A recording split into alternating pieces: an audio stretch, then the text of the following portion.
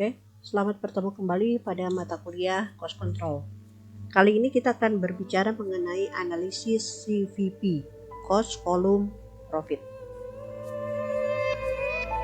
Ya, analisa Cost Volume Profit ini adalah sebuah teknik akuntansi yang digunakan untuk membantu mengidentifikasikan pengaruh volume penjualan dan bisnis produksi terhadap operasi bisnis, ya. Nah, yang dimaksud dengan biaya produksi di sini adalah berupa biaya tetap dan juga biaya variabel yang dikeluarkan perusahaan. Seperti yang sudah saya sampaikan sebelumnya, biaya tetap adalah yang selalu dikeluarkan walaupun pabrik tidak membuat barang, ya. Kalau biaya variabel adalah biaya yang dikeluarkan apabila pabrik membuat barang. Sebagai contoh, pada pabrik jam tangan, biaya variabel adalah tali jam tangan, kemudian jamnya, kemudian jarum jamnya, tanggal-tanggalnya, dan aksesoris jam tersebut, misalnya talinya, kulitnya, atau dalam stainless steelnya dan sebagainya. Biaya variabel akan keluar kalau jam tangan tersebut dibuat. Kalau biaya tetap, jam tangan tersebut diproduksi atau tidak diproduksi hari ini, tetap biaya tersebut dikeluarkan. Apa itu biaya tetap? Seperti misalnya biaya gaji, biaya listrik, ya, biaya sewa fasilitas-fasilitas lainnya, biaya maintenance mesin dan sebagainya, ya. Jadi jelas apa itu perbedaan biaya variabel dengan biaya tetap. Nah, dalam analisis cost volume ini, volume adalah jumlah produk yang dijual, ya. Sedangkan profit atau laba adalah jumlah uang yang dihasilkan dari penjualan produk kita dikurangi biaya produksi, ya.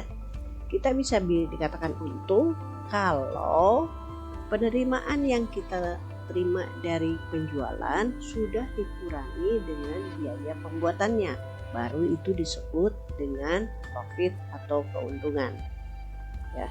Nah, juga analisis ini sering dipakai untuk menentukan biaya titik impas atau break even point perusahaan.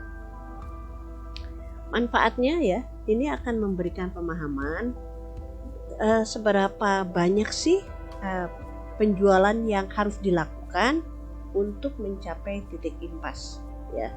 Kemudian yang kedua, membantu manajemen untuk memahami perbedaan biaya dari berbagai tingkat volume produksi atau penjualan.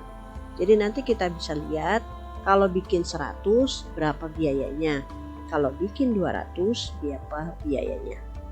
Yang ketiga, membantu pengambilan keputusan dalam memperkirakan biaya dan laba yang diakibatkan oleh jumlah volume penjualan.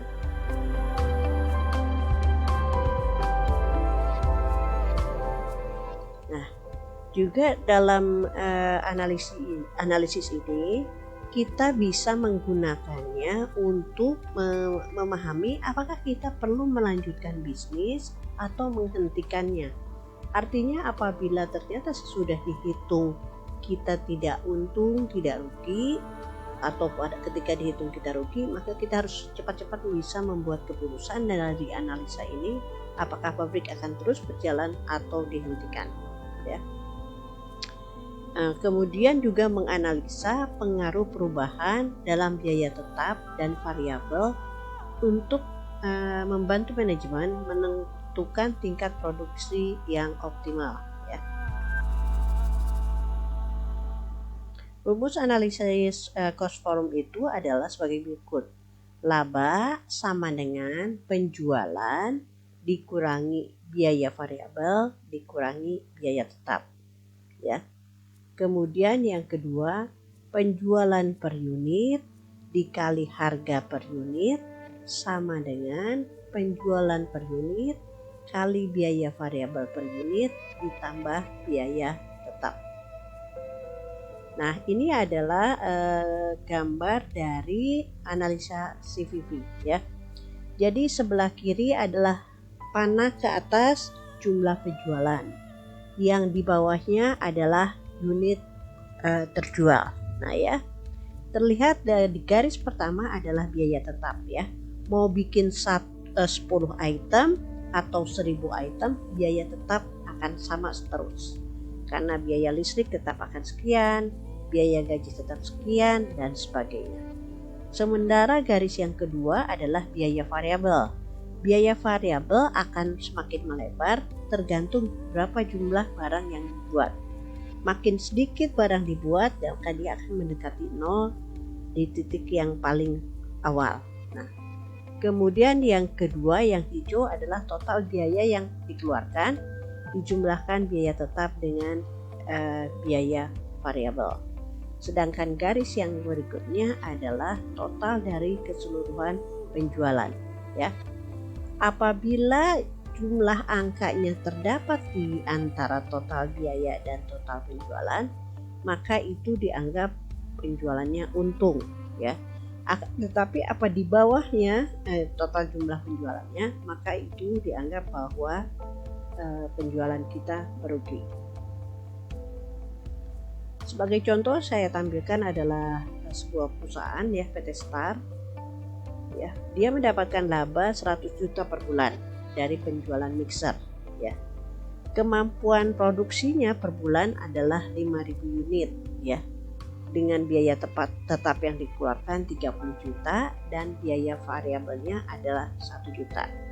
Nah, supaya supaya tahu bahwa untung atau tidak, maka harus dicari berapa harga yang harus dijual untuk mixer tersebut supaya kita tidak untung, tidak rugi. Nah, sesudah dihitung sebagai berikut, labanya 100 juta, volumenya 5.000, biaya tetapnya 500 juta, variabelnya 1 juta, maka kita bisa menentukan berapa harga unitnya ya. Jadi dari perjumlahan 5.000 kali harga per unit. Nah, kan harga per unitnya belum ketahuan, kita tulis HPU sama dengan 5.000 dikali biaya ini variabel ditambah 500 juta ya, biaya tetap ditambah 100.000 ya dari laba yang diinginkan. Maka sesudah dihitung dari atas ke bawah, maka ketemulah angka 1.120.000 ya. Jadi harga jual kita supaya tidak untung tidak rugi dari suatu unit mixer adalah 1.120.000.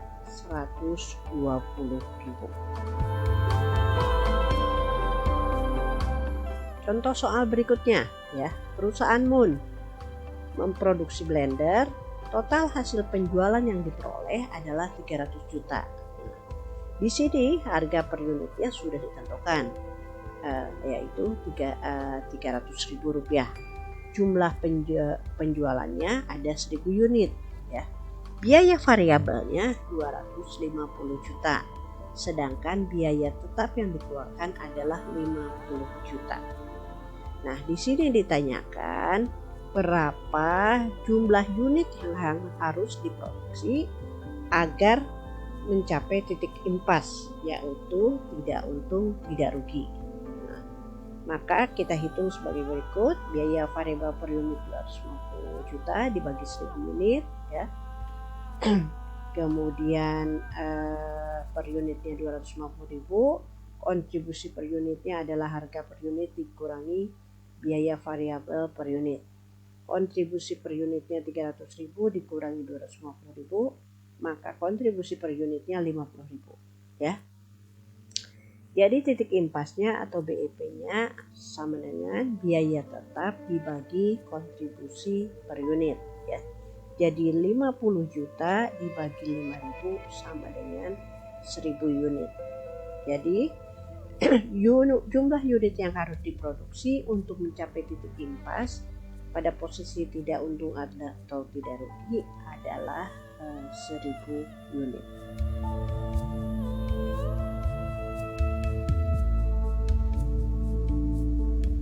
Nah, kita ambil contoh yang lain ya. Penjualannya 1000 unit ya, dijual dengan harga 2000 US. Maka total yang diperoleh adalah 2 juta ya. Harga per unitnya 2000. Ya, rasionya kita anggap itu 100%.